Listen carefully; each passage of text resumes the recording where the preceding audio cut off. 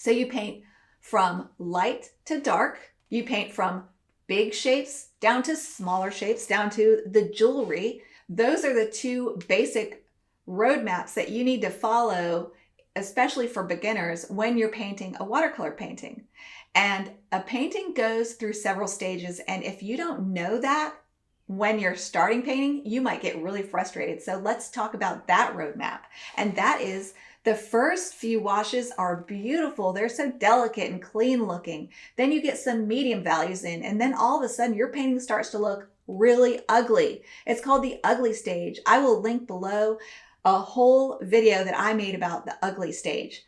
Don't freak out. And this is when beginners think they're about to overwork their painting. They think that they've failed. Their painting is ugly. How could it be ugly? Most paintings go through the ugly stage.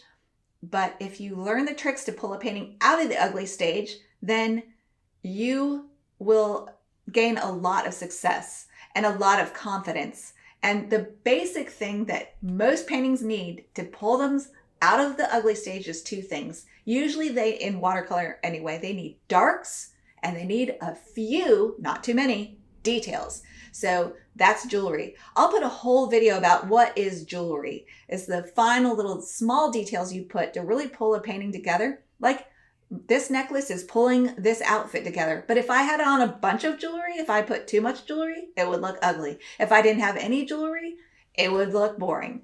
So you need some jewelry. So be sure to check out that video that I will link in the comments. Another thing that will pull your painting out of the ugly stage is to go ahead and put those super darks in. Usually you don't want too many darks, but you want to put a few well-chosen pops of dark into your painting to really make it pull together and have some area of focus. For example, if I didn't have this dark landmass behind the sailboats, they wouldn't show up and it would not have any visual aesthetic interest to it. It wouldn't have any contrast. It would be a boring painting without those dark hills in the background. So darks can really add some pop to your painting if they are planned nicely.